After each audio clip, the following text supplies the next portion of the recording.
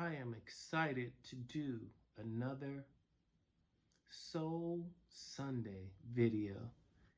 It has come with great pleasure and with hardship and made me gain a whole new appreciation for my grandmother, the late Eloise Burnett. Shout out to my family, the Burnett family, my mother, Ella Mae Burnett Bedgood, to Clara Burnett Dunn, to Dolores Burnett, to my aunt, Annie Burnett Hicks. They were fabulous cooks. They are fabulous cooks, and I got it earnest. But I'm telling you, this video has made me recognize how much my grandmother did every Sunday, because I promise you I will do it every 2 weeks, but I don't know if I can do it every week because it's that much work. This is the best yet soul food Sunday dinner that my YouTube channel has ever seen. Guaranteed.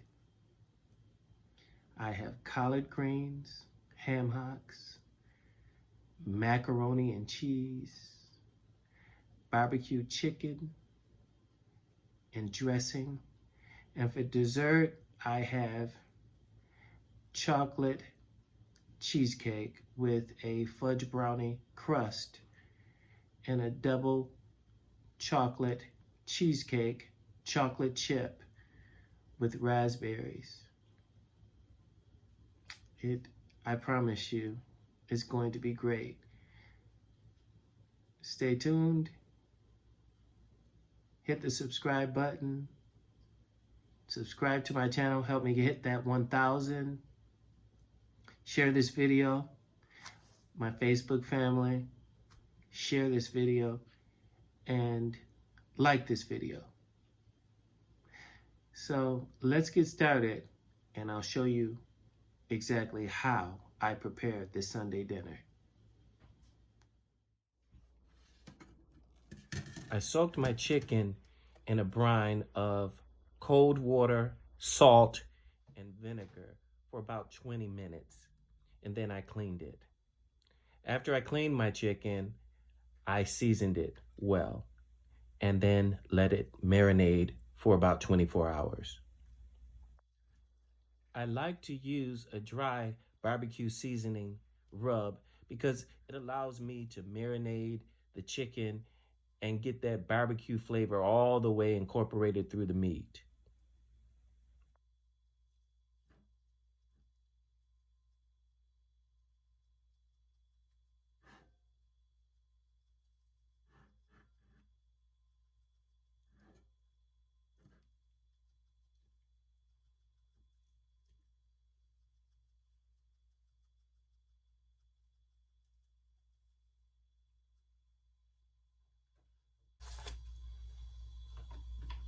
For those of you who may not know, adobo is a seasoning sauce that is comprised primarily of salt and garlic. It does have other ingredients in it, but those are the main ingredients. I use it for the salt and for the garlic. I prefer to use the adobo over fresh garlic because I'm able to more evenly distribute the garlic throughout the meat when I'm marinating it than I would if I used fresh garlic or crushed or minced garlic. The Spanish style smoked paprika I'm using has a more robust flavor than the traditional paprika. It's very robust and it has a very smoky flavor that I just really like in a barbecue. It's not appropriate for all dishes like fried chicken. I don't use it in my fried chicken, but for something like a barbecue, it really adds a touch.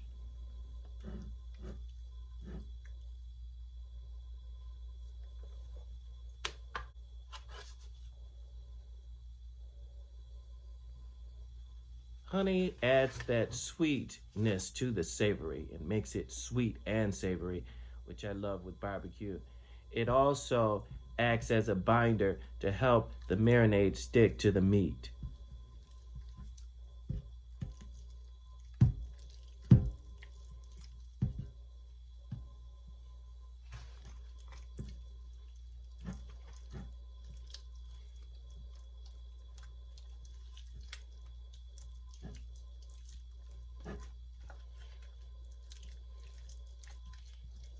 You would use a brush for this. I have a brush somewhere around here, but as you know from my previous videos, I lose everything. I would lose my head if my head were not attached. But you can use any type of brush. You can go to any utility store and get a regular paintbrush, just so long as you use it exclusively in the kitchen. So I'm just going to put these in my freezer bags and refrigerate them for up to 24 hours, 4 hours minimum.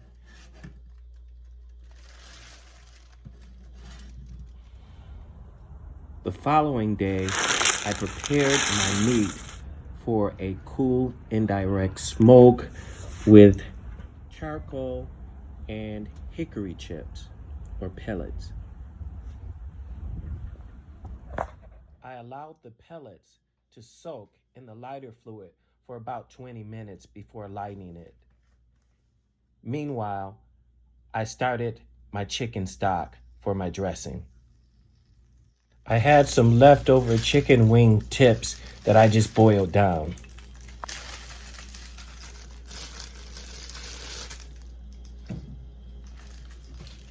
Meanwhile, my cast iron griddle was heating with a shallow amount of olive oil. I wanted to get a nice singe on the skin of the chicken, and I also wanted that aesthetic of hatch marks on the chicken.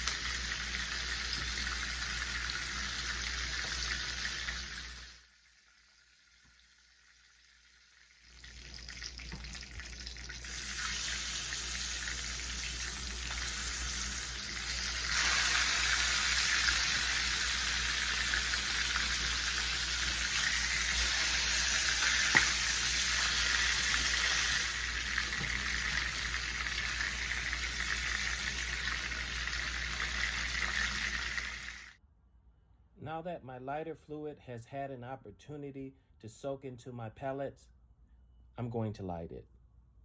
I've given that lighter fluid an opportunity to burn out so that I can avoid having my meat taste like lighter fluid.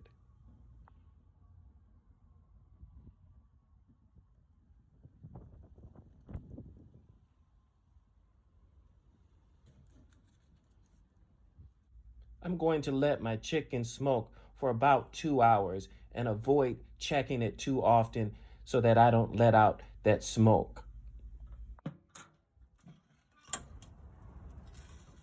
To ensure that my chicken breasts are not dry, I'm going to inject them with a marinade that I've made with duck fat, butter, and seasoning.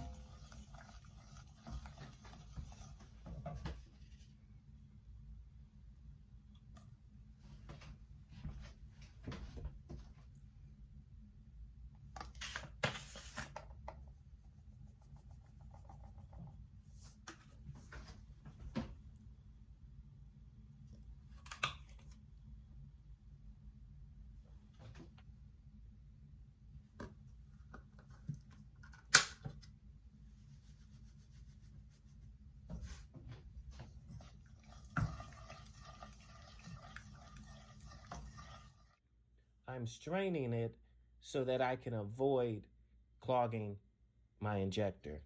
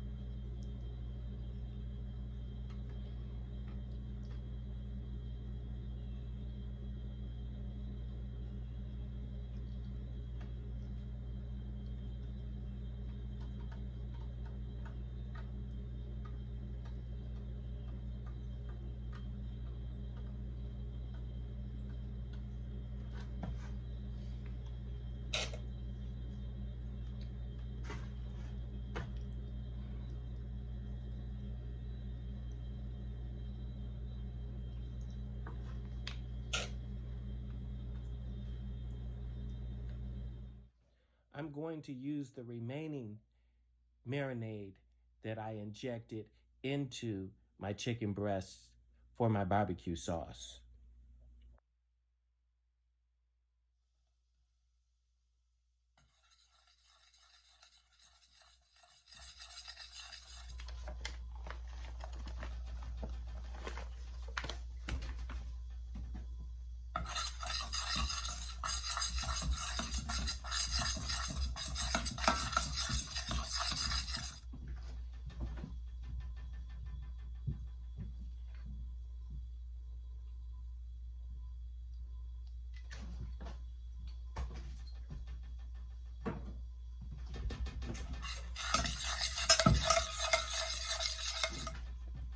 I'm going to make a roux out of Coca-Cola.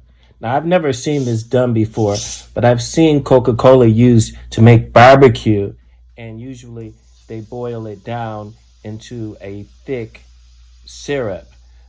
But I figured making it with the roux would be a lot quicker, a lot faster.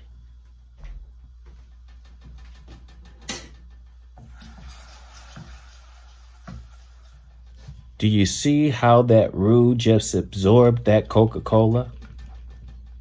Another main ingredient in barbecue sauce is plain old ketchup.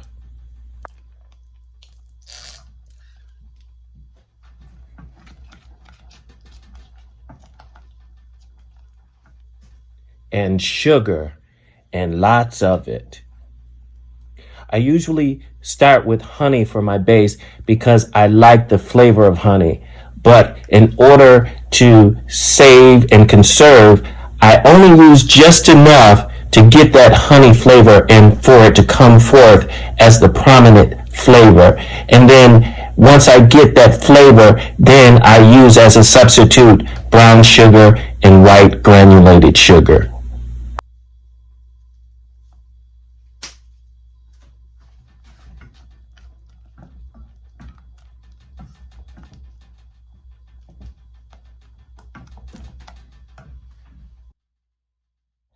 Gochujang is a hot chili paste commonly used in Korean dishes. I like to use it. It gives a really nice kick to my barbecue sauce.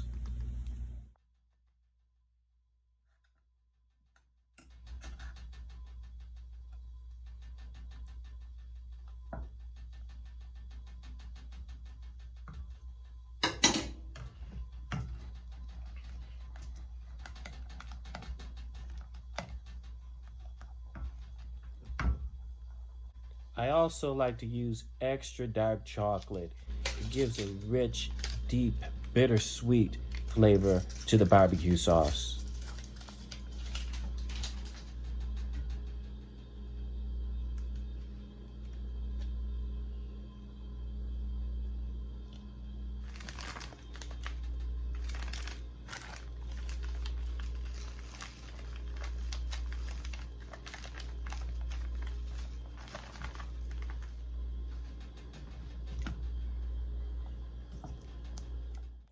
And there's something about fish sauce. I don't know what it is, but when you add it, it just gives a robust flavor to any dish.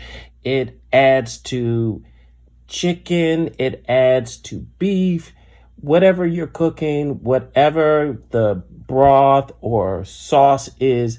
If you add fish sauce or anchovies, it just does the trick.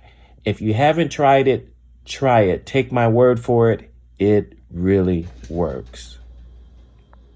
Another key ingredient in barbecue sauce is star anise and fennel. I suspect Coca-Cola has that in it, but I'm not sure. But it's almost like a licorice taste. Well, it is like licorice. And I don't particularly like black licorice, but in my barbecue sauce, for some reason, it just works. It's one of those things where you may not like black licorice like me, but it really adds to the barbecue sauce. And if you noticed, I added a little bit of my chicken stock to my barbecue sauce. That allows me to control the consistency, and it was getting a little thick.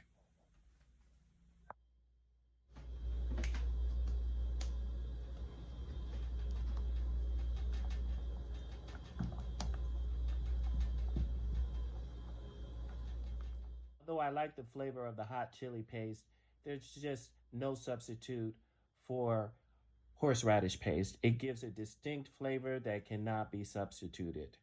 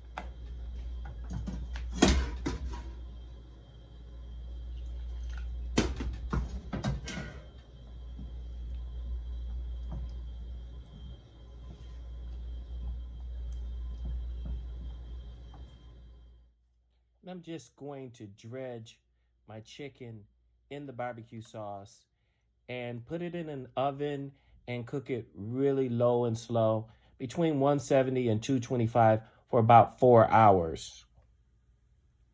Once I've done that, I can pump my heat up to about 375 to 425 for about 10 to 15 minutes.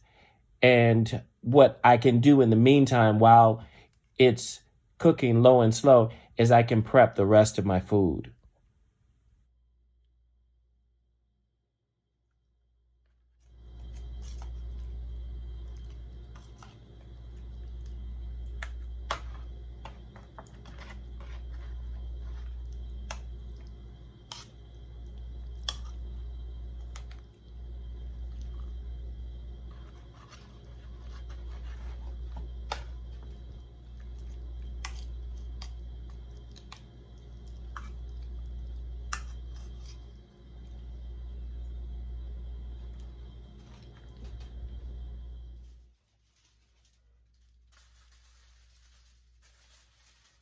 I'm going to bake the chicken at a low temperature for about 4 hours covered so that it can steam.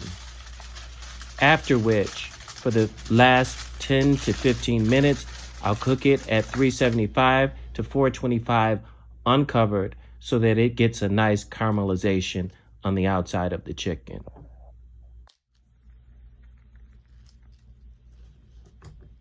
While my chicken is slow cooking, I'll begin the prep for my dressing.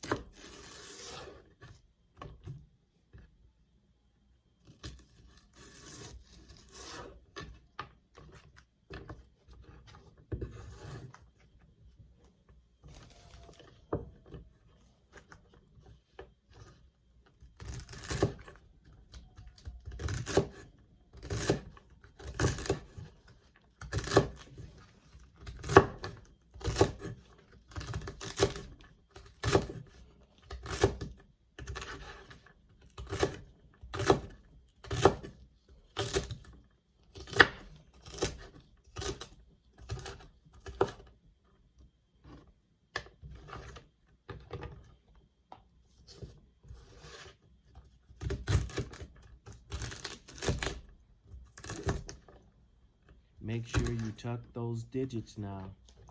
You want to make sure you have evenly chopped celeries. You don't want large and small. You want consistency.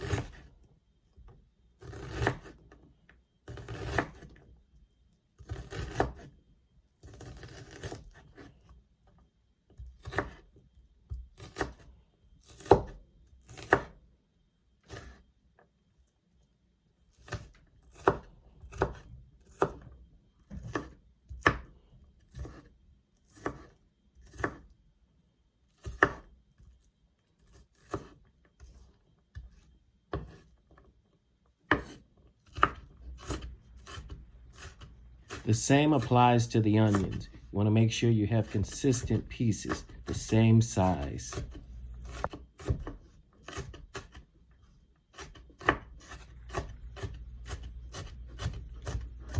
Now, I like a fine chop on my onions, so I just mull through it a couple of times and chop it very fine.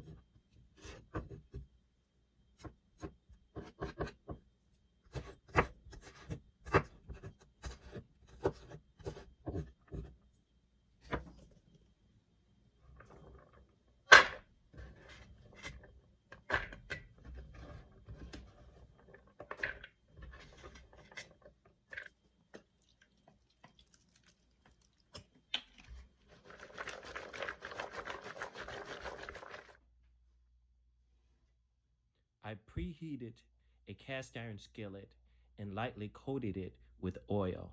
I'm going to saute my vegetables for my dressing.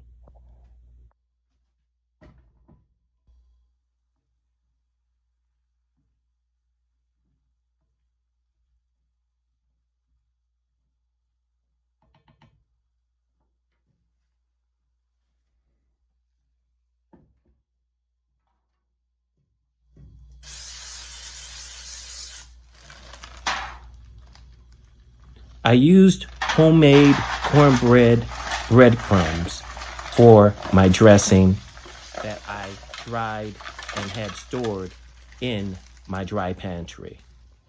And I'm just going to use my chicken stock to rehydrate them.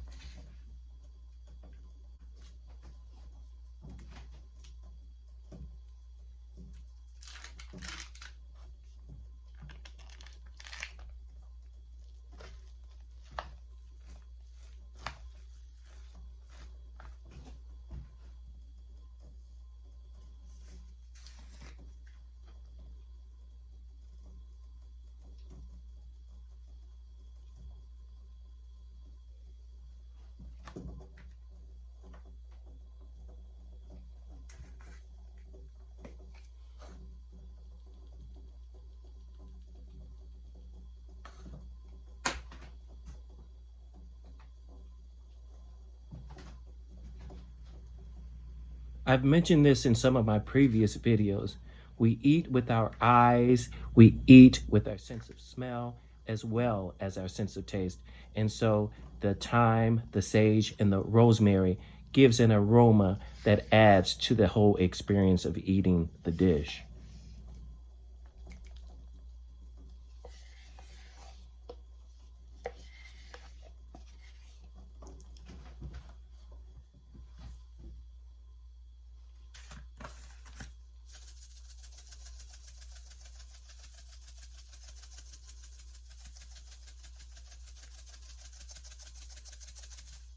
leftover turkey in the refrigerator that I had smoked on the grill, deboned and marinated.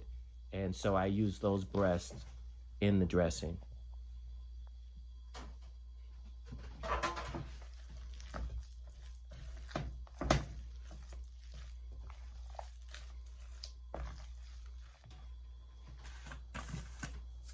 Parsley is a visual aesthetic that adds to the look of the dish, makes it look more appealing, and makes you want to eat it.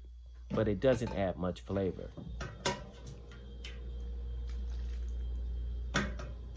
But like I said, we eat with our eyes as well as our sense of smell, as well as our sense of taste.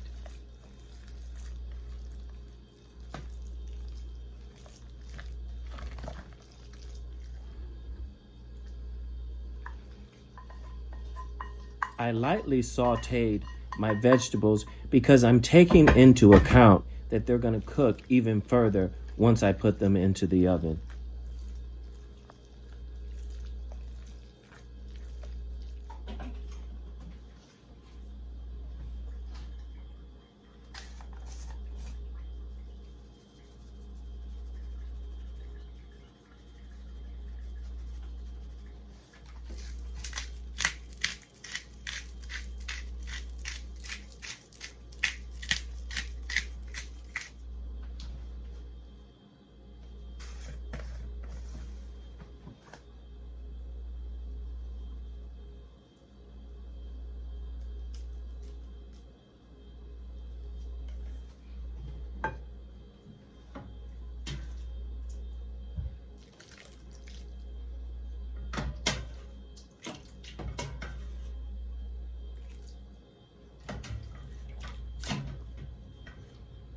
I want to heavily saturate my dressing with chicken stock, taking into account that it's going to dry to some extent and arrive at the right consistency.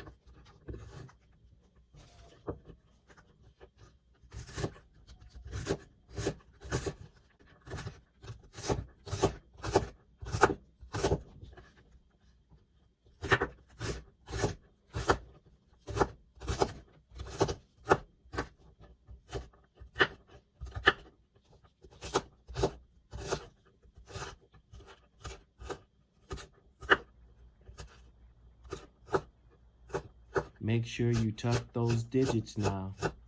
You want to make sure you have evenly chopped celeries. You don't want large or small. You want consistency.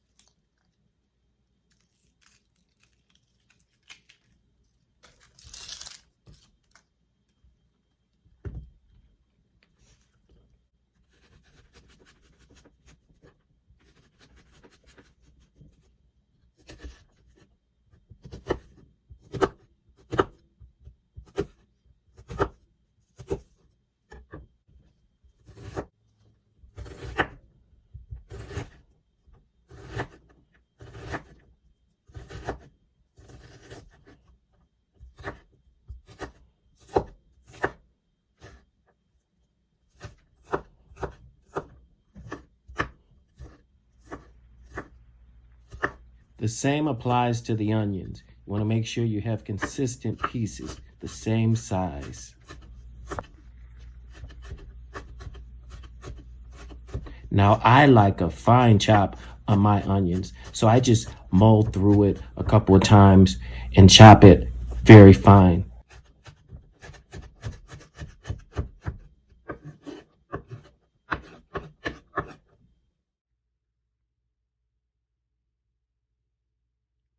I used red potatoes in a bag, steam and boil type potatoes that I had left over from my seafood boil.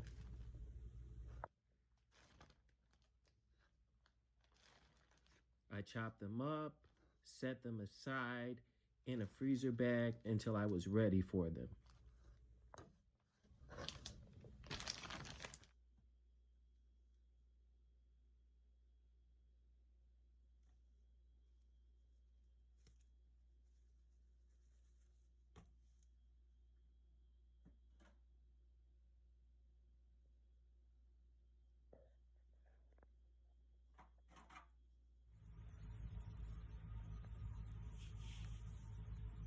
Those of you who have watched my previous videos probably know that I don't like stems in my collard greens. So I cook them down, get the flavor out of them, use them in the stock.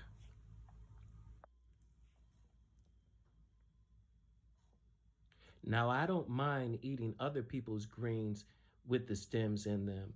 I'm not a terribly picky eater, but when I can do it my way at home, this is how I prefer it.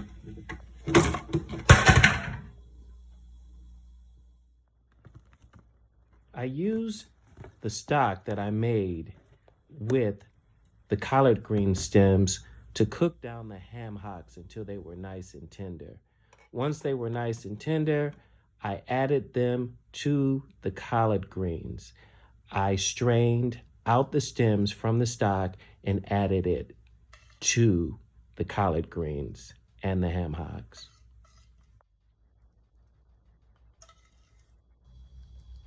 I used the remaining barbecue sauce in the collard greens. I dolloped it into the collard greens to give it an extra kick. For some reason, when I do this, my collard greens come out better. I don't know if anybody else does this. Leave a comment if you do. But for some reason, seasoning your collard greens with barbecue sauce just gives it an added touch.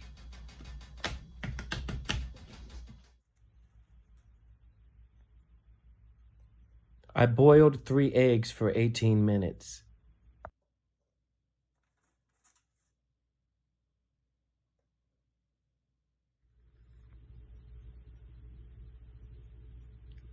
I used red potatoes in a bag, steam and boil type potatoes that I had left over from my seafood boil.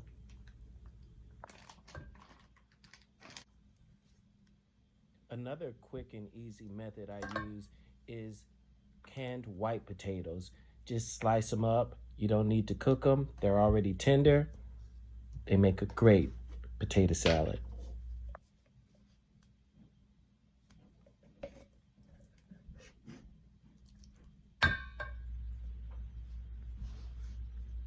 Celery flakes are a must in potato salad, in my opinion.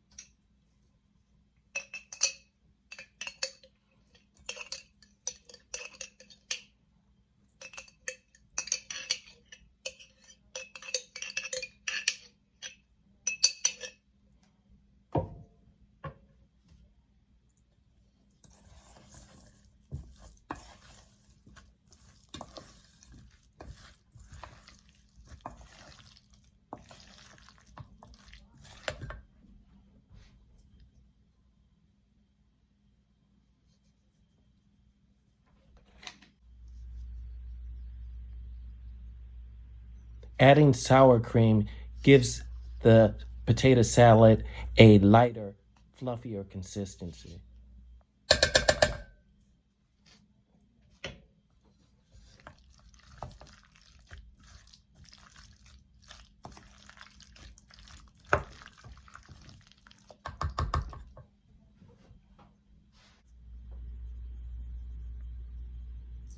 Horseradish paste gives a nice kick that livens potato salad up.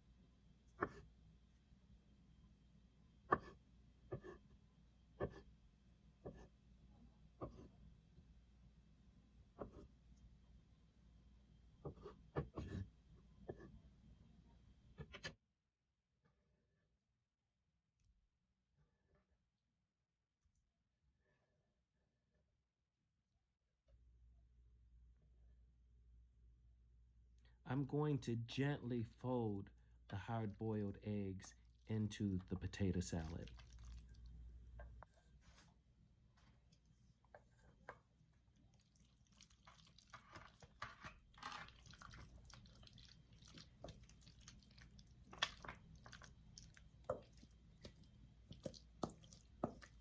I recommend doing the potato salad the night before to give those flavors a chance to marry.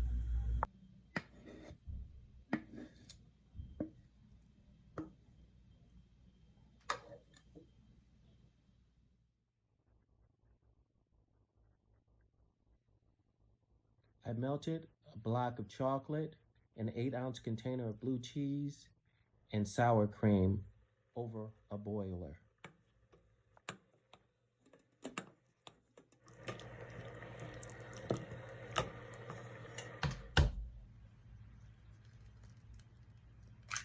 I let my mixture cool to room temperature, then added 2 large eggs so as to not allow the eggs to cook.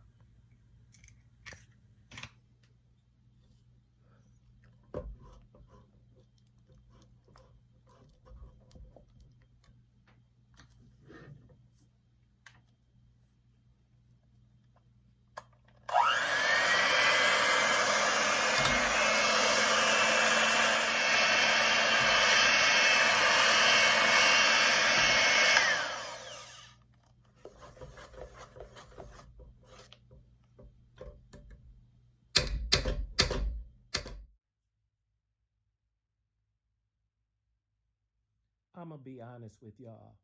I made some brownies and they didn't come out right. And so I put them in the freezer and I'm using them to make this brownie crust. It's brownies and walnuts, crushed walnuts. I'm not perfect. I'm making lemonade out of lemons. This is what I do.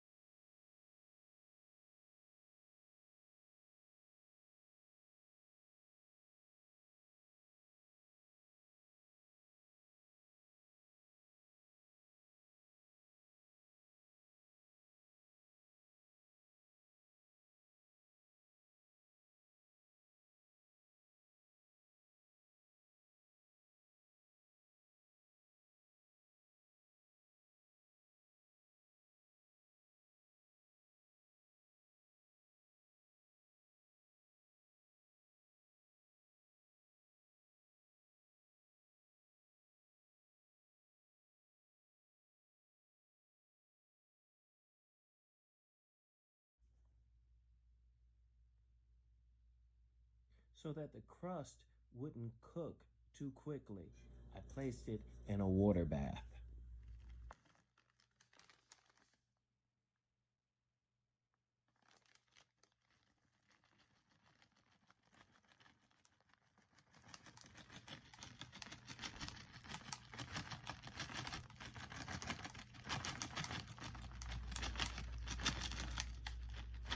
I preheated my oven on bake at 350 and cooked the cheesecake for 30 minutes.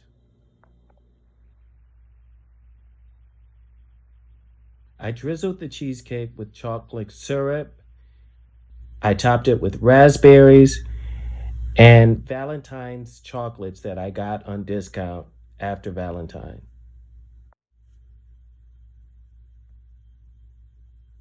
As I mentioned in my previous videos, I like to use chopsticks when I'm doing things that require precision.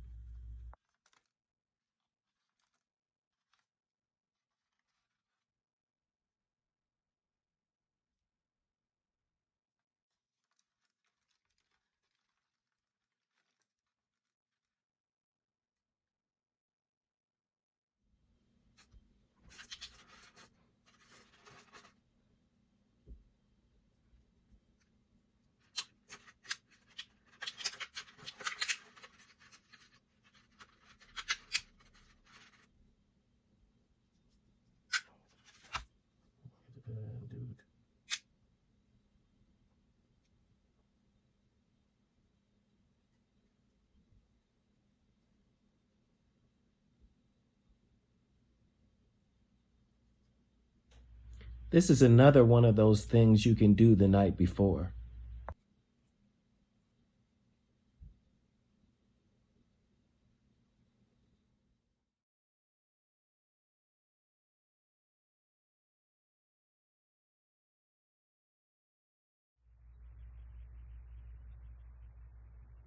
I start by creating a cream base for my mac and cheese with milk.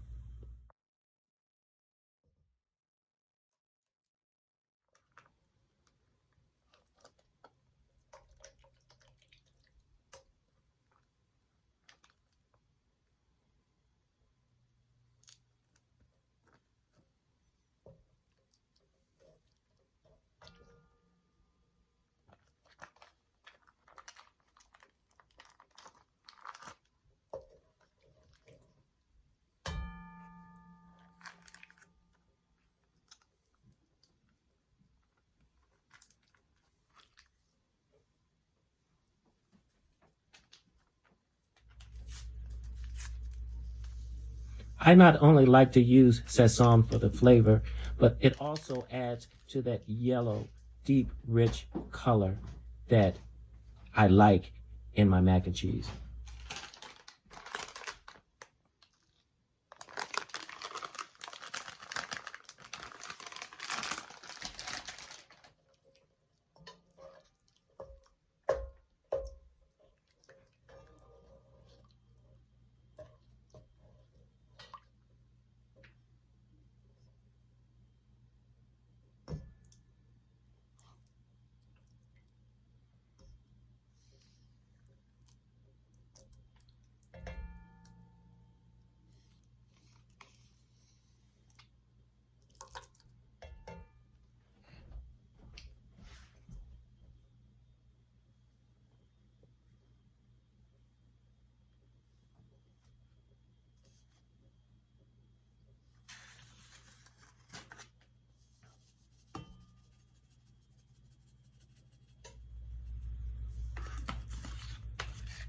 I prefer white pepper over black pepper in my mac and cheese because I don't like looking at the black specks in my mac and cheese. They show up, it's distracting. I don't like it. I don't have a problem eating somebody else's with black pepper in it, but when I cook it for myself, I don't want to see it.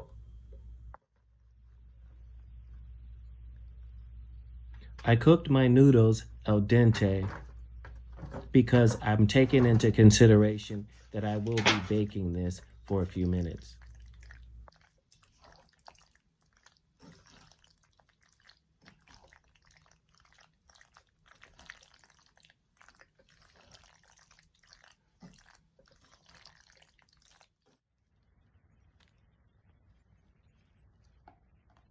I absolutely have to have Gouda in my mac and cheese. It's expensive. I paid $16.99 a pound for this Gouda, but I absolutely will not make mac and cheese without my Gouda. Gouda melts well, it has a rich flavor, and I just love it.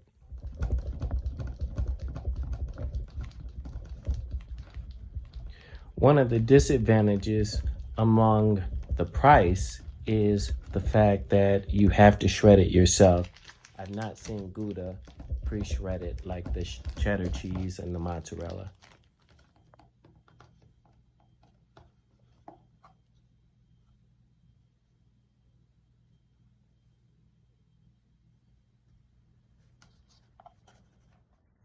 I like to layer my shredded cheese in pockets so that I get bursts of distinct flavors throughout the mac and cheese.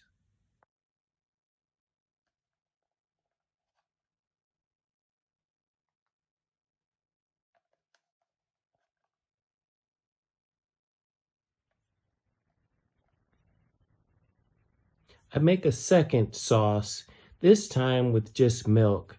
It's not as creamy, it's not as thick. It's used to absorb the mac and cheese. It's to take into account that while the mac and cheese is baking, it's going to absorb moisture. So you want to make sure that you have a consistency that is creamy, and you want to take into account that it's going to absorb some of the mixture. So I like to season some milk and pour it into the mac and cheese so that it accounts for the absorption of the noodles.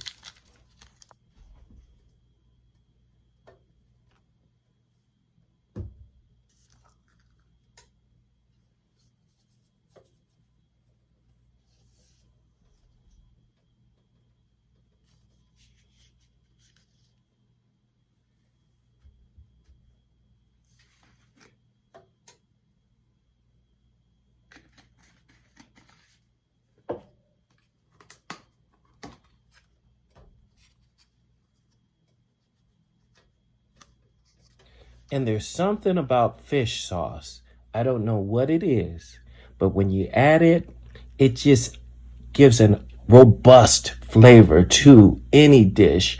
It adds to chicken, it adds to beef, whatever you're cooking, whatever the broth or sauce is. If you add fish sauce or anchovies, it just does the trick. If you haven't tried it, try it. Take my word for it. It really works.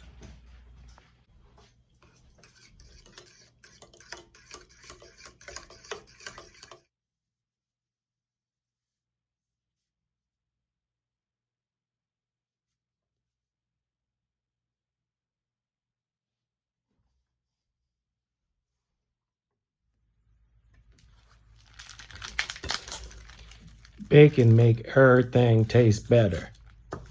Everything.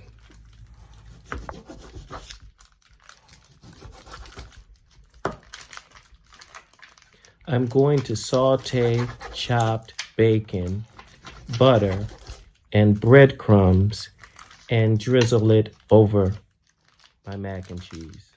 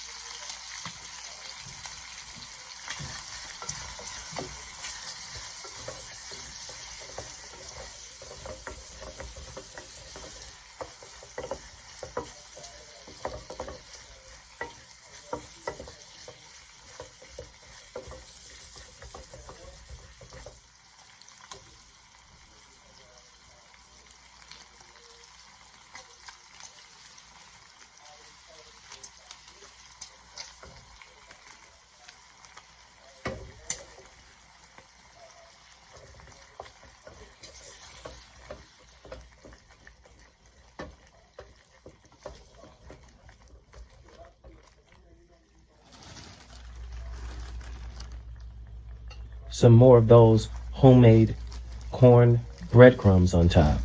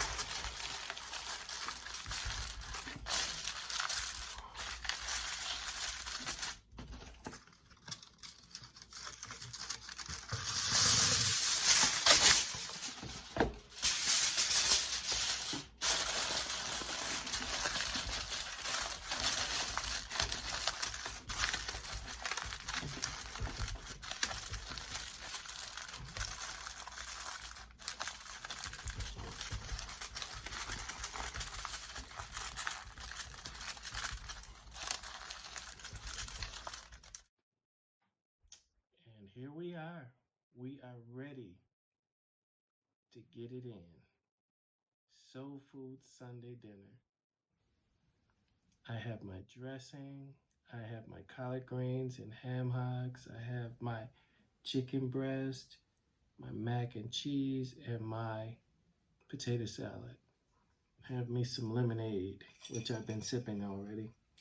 And of course, I have my napkins ready. So let's bless the food. Lord, we thank you for food in a world where people hunger.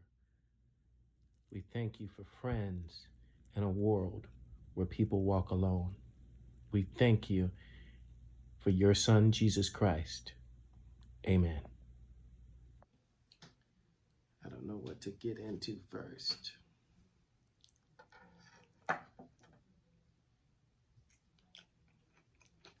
Dressing.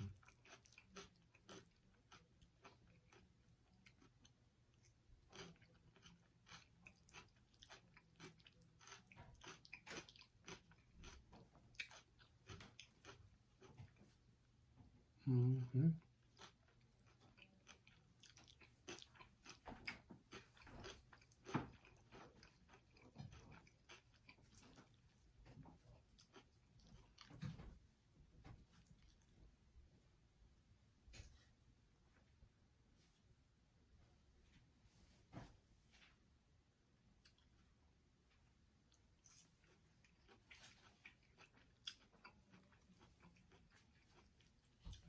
These greens are tender and spicy.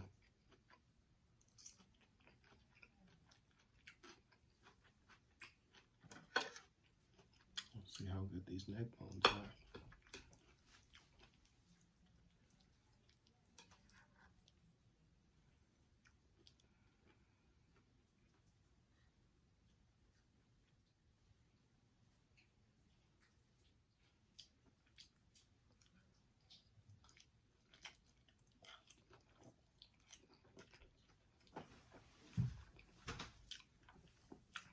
Mm-hmm.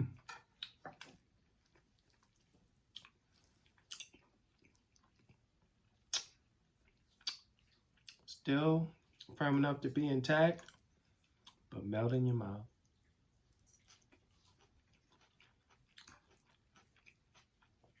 Like I like it.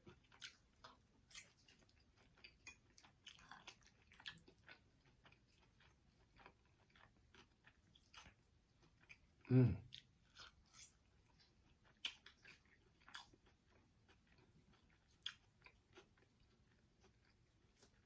Let's try this macaroni and cheese.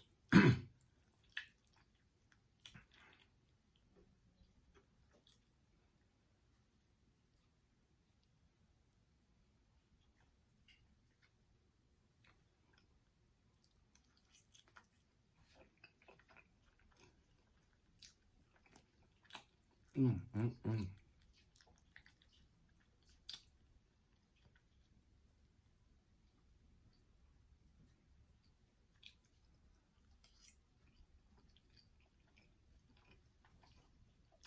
Mm.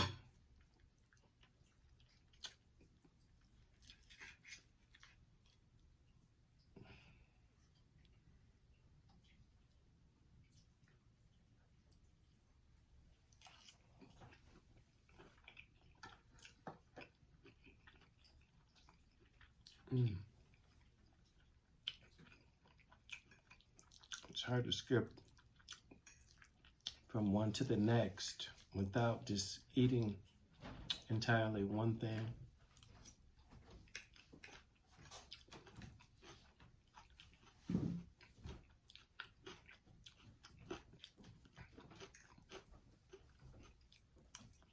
Mm. I still haven't tasted the potato salad.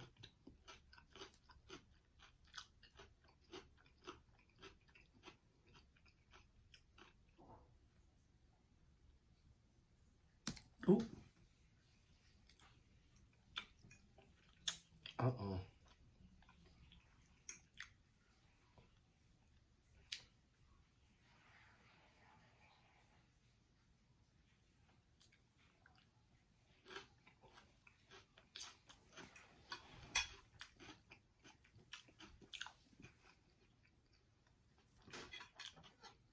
Let's try this chicken breast.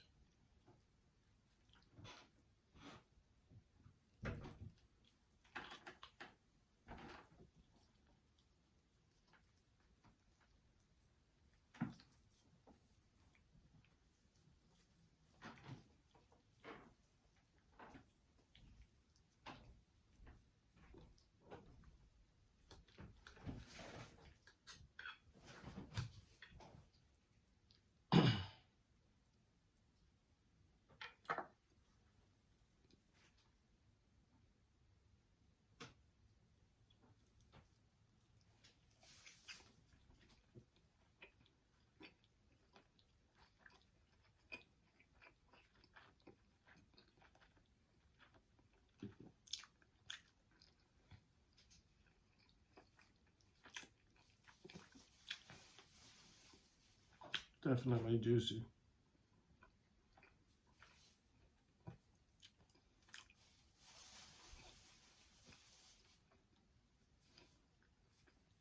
Mm, mm, mm.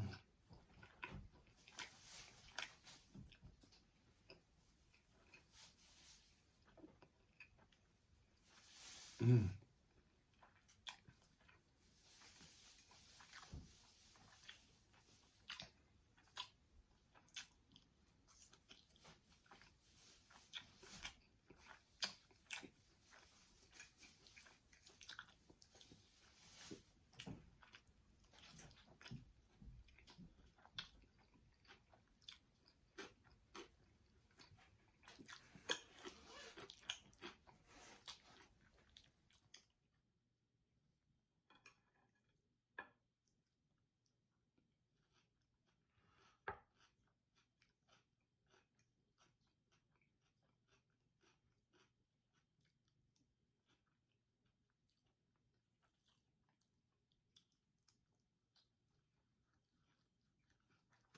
Definitely the breasts are tender. Very succulent. See that meat.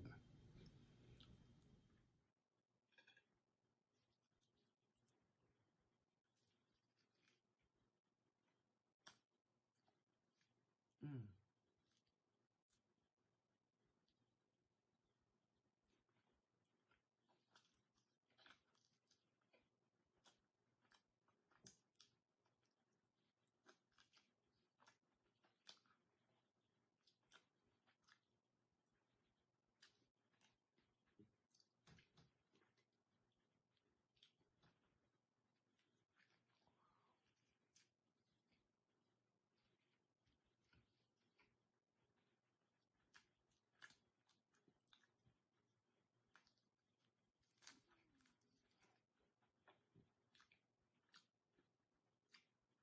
And all that meat.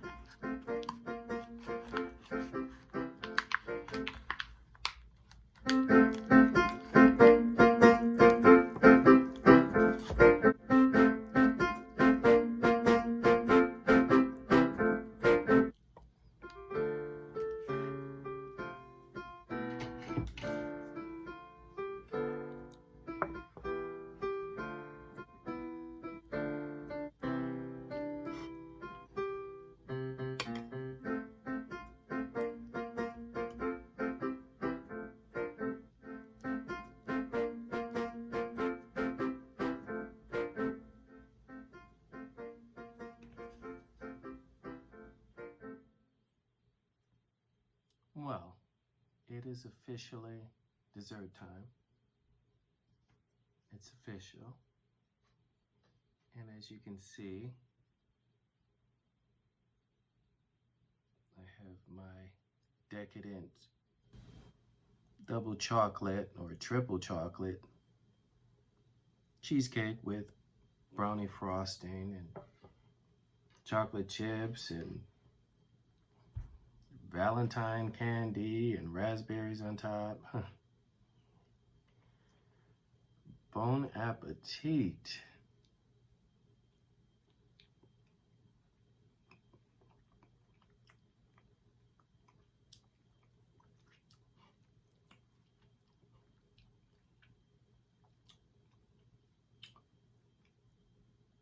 Mm.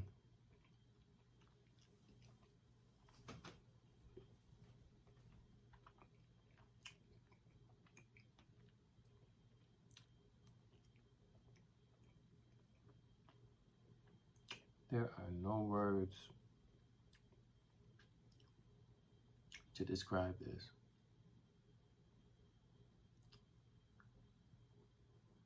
Mm, mm, mm.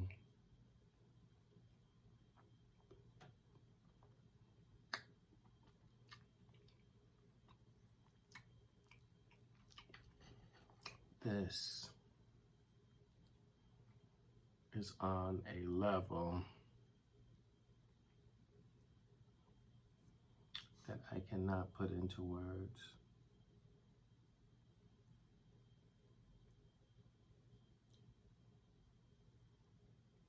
Mm.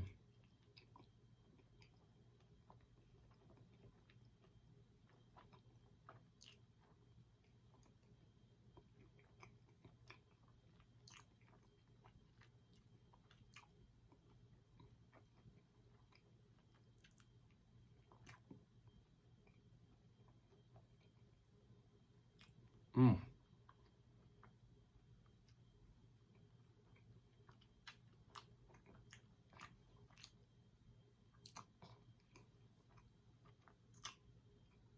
Wow, wow, wow. Mm.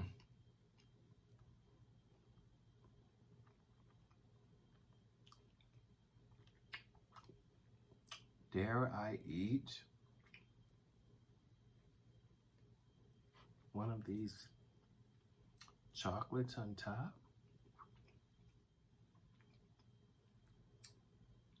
That's a Valentine candy on top. Ooh. Mm.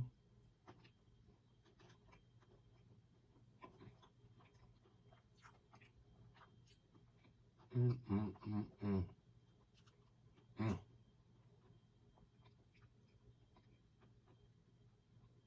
Mm.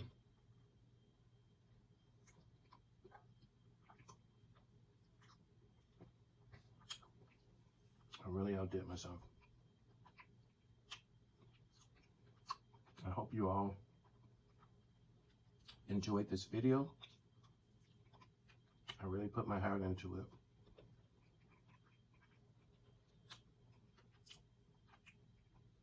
Because I saw how much you all received my first Soul Food Sunday dinner. So I said, if it ain't broke, don't fix it.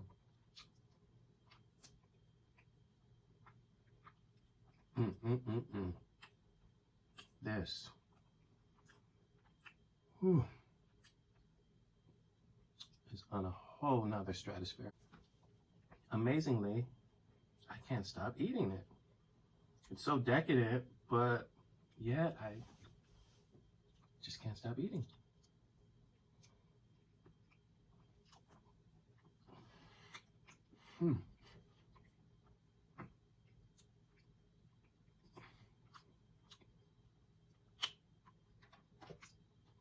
This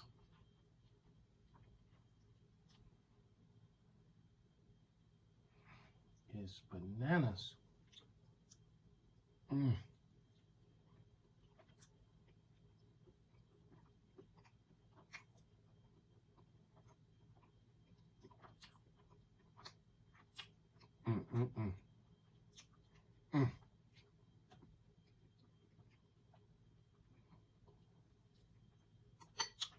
I can't even talk politics, y'all.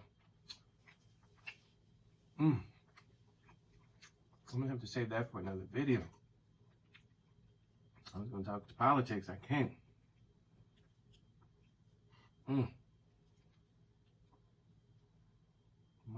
My.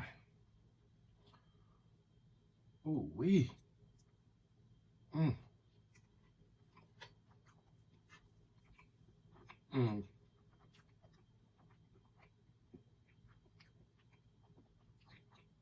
And I am not exaggerating. This is the bomb.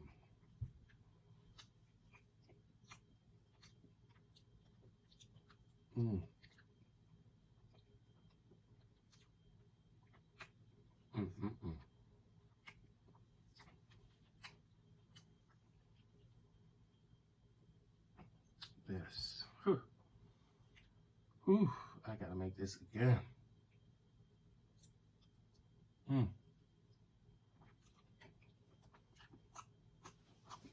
Please comment, like this video, share this video, subscribe to my channel. I'm at 27 subscribers. I need 1,000.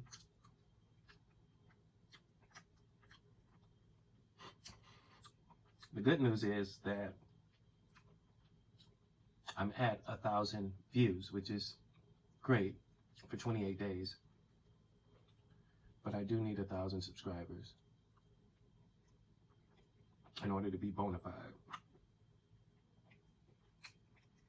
So if you're on Facebook or any social media outlet, share this video.